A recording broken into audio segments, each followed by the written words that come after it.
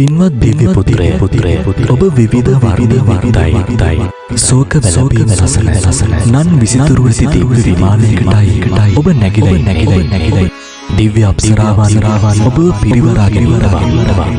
ඔබ සතුටු සුනිම්මිත දිව්‍ය රාජ්‍යවක ඔබේ යසසේ පුණ්‍ය බලයෙන් ඉර්ධයෙන් ඔබට සමාන කෙනෙක් නැහැ. ඔබට වඩා උතුම් කෙනෙක් කොහොම ලබන්නද? තවතිසාවේ සියලු දෙවිවරු දෙක් වෙලා ඇවිලින් ඔබට වන්දනා කරන්නේ දෙවි මිනිසුන් හඳට වදිනවා වගේ.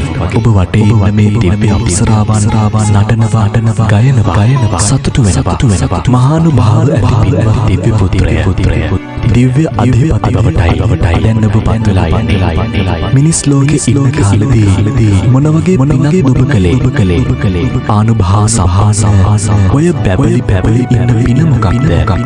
ඔබේ සිරුරේ සිහින එළියෙන් හැම දිසාවම බබලනවා. මොග්ගල්ලාන මහරහතන් වහන්සේ තමයි මේ ප්‍රශ්න ඇහුවේ. ඒ ගැන ඒ දිව්‍ය පුත්‍රයා ගොඩාක් සතුටු වුණා. මොන වගේ පින්කම් වලින්ද මේ සැප ලැබුණේ කියන ප්‍රශ්නයට ඔහු මෙහෙමයි පිළිතුරු දුන්නේ.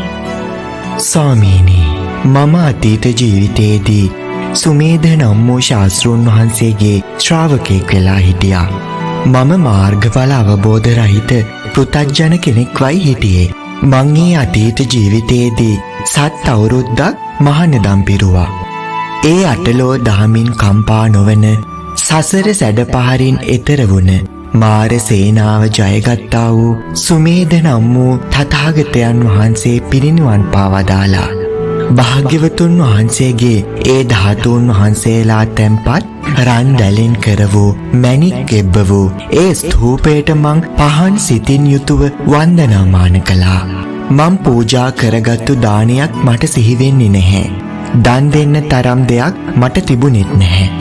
නමුත් මං අනිත් අයව දන් දීමෙහි සමාදන් කෙරෙව්වා. පිදේ යුතු උතුමන්ගේ ධාතුන් වහන්සේලාට පූජා පවත්වන්න, එතකොට මෙලොවින් චුතව ස්වර්ගෙහි උපදින්න පුළුවන් කියලා අනුන්ව සමාදන් කෙරෙව්වා. ධාතු වන්දනාවේ ආනිශංස ඒ අයට කියලා දුන්නා. මන් කරගත්තේ ඒ පින්කම විතරයි. ඒ පුණ්‍ය විපාකයෙන් තමයි මම මේ දිව්‍ය සම්පත් විඳින්නේ.